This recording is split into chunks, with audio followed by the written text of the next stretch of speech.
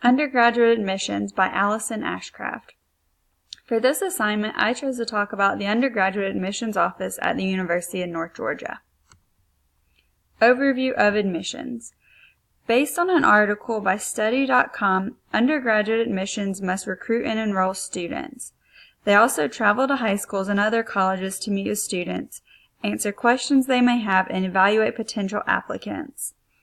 There are admissions officers and recruiters within undergraduate admissions offices. This job typically requires a bachelor's degree, but some institutions may require a master's degree. The median salary in 2016 for an admissions officer was about $38,000. Mission of admissions at the University of North Georgia. The main goal of undergraduate admissions is to recruit students and encourage them to enroll at the university.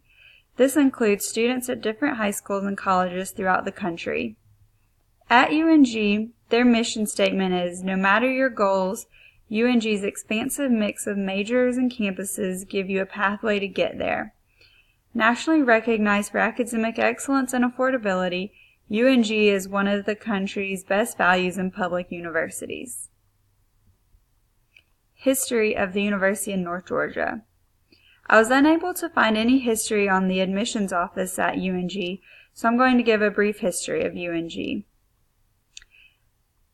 The history of UNG is unique because it was once two different colleges, North Georgia College and State University and Gainesville State Colleges.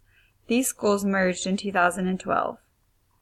North Georgia College and State University was founded in 1873 after an abandoned U.S. mint was left to the state of Georgia for educational purposes.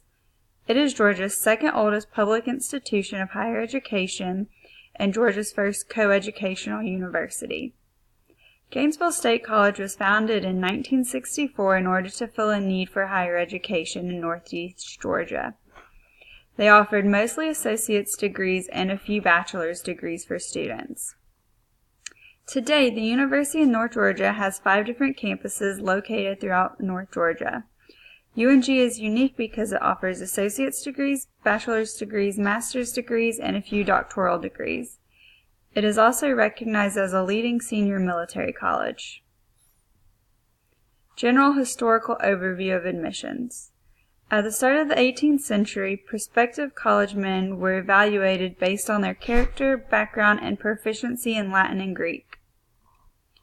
In the 19th century, higher education was used to develop young men as future leaders. They applied to school based on their faith or the community they lived in. By the mid-19th century, institutions of higher education required written or oral exams for acceptance. Women were now accepted at higher education institutions, but schools were still separated by gender.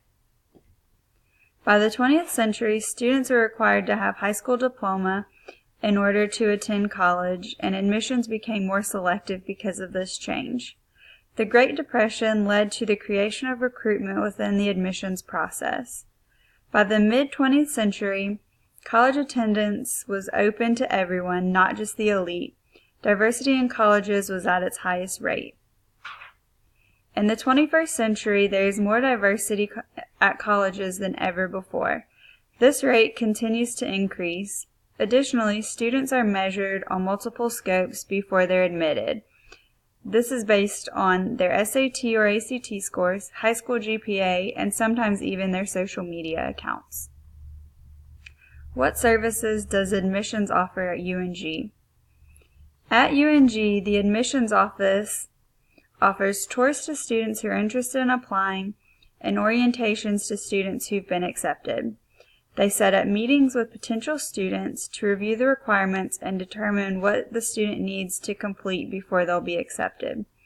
They show students how to apply for different financial aid opportunities, and they also offer meetings with high school counselors so that they know how to best prepare their students. What does the admissions office do? Undergraduate admissions officers go to college fairs and high schools to recruit students and talk with students, their families, and high school counselors. They create a working relationship with high schools and community colleges in the area.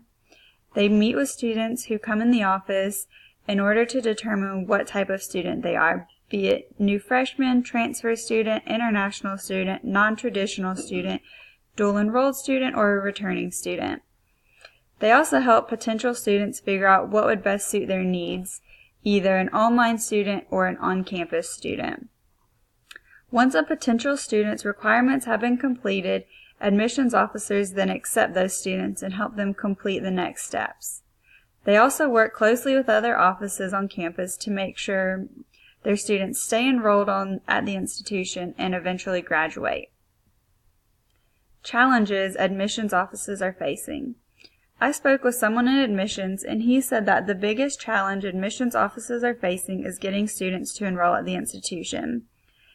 At the University of North Georgia, Gainesville, and Dahlonega campuses, enrollment numbers are down, so admissions officers are having to recruit more and more students. While it's not specifically related to admissions, offering programs that students are interested in is also a challenge. If a certain major isn't offered, students are less likely to attend an institution. Another issue, not directly related to admissions, is the cost of tuition or a lack of financial aid. If students are worried about the cost of their tuition, they will most likely not attend. And lastly, another issue is that potential students or current students may come from different countries in which English is not their first language. If they have a hard time connecting to someone because of a language barrier, they are less likely to attend an institution. What are the CAS standards? Based on the Council for the Advancement of Standards in Higher Education, CAS standards are what promote standards within student affairs, student services, and student development programs at higher education institutions. The CAS standards lay the groundwork for the mission of a specific functional area and how to improve that mission by reviewing the standards and guidelines. Thanks for watching. Here are the sources that I used.